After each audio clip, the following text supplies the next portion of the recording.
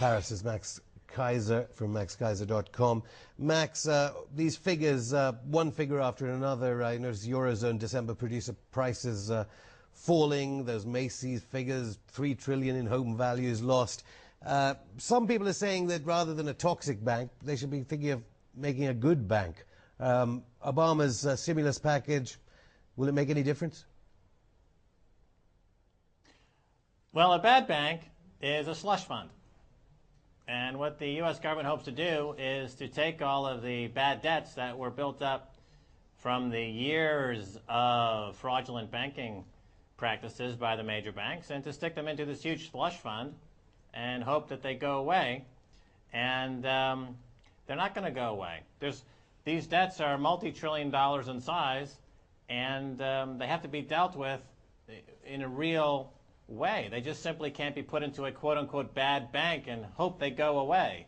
This is completely ludicrous, and the Obama program for extricating America out of its depression does not look like a winner at the moment.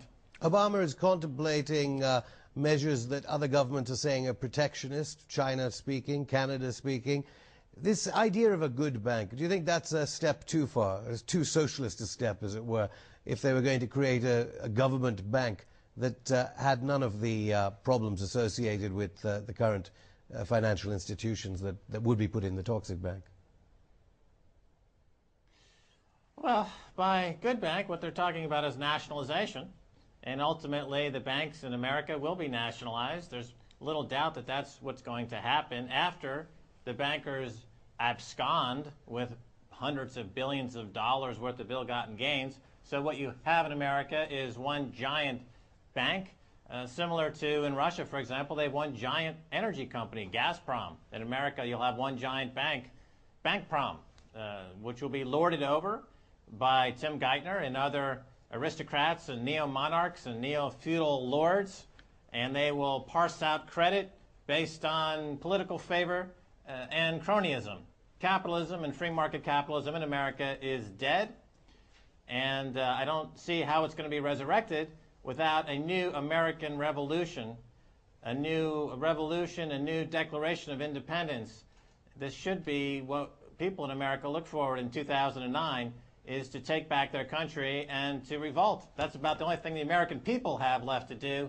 And now that the wealth and income gap has widened to levels that you haven't seen since the feudalism in Europe several hundred years ago. You've long predicted the end of the dollar as a reserve currency. Putin in Russia saying that that should happen, but of course he's not perhaps as powerful with US dollar reserves in Russia not that high.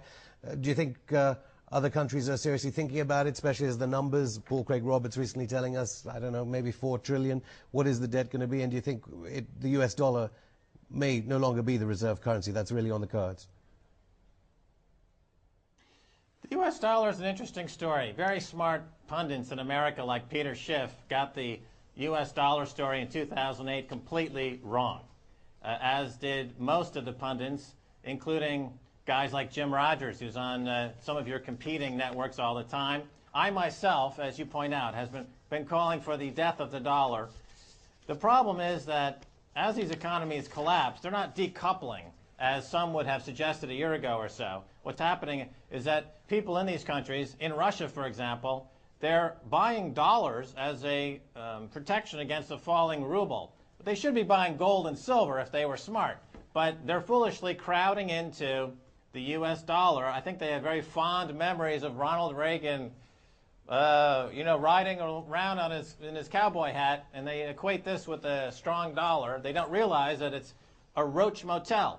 The U.S. dollar is the roach motel of global currencies.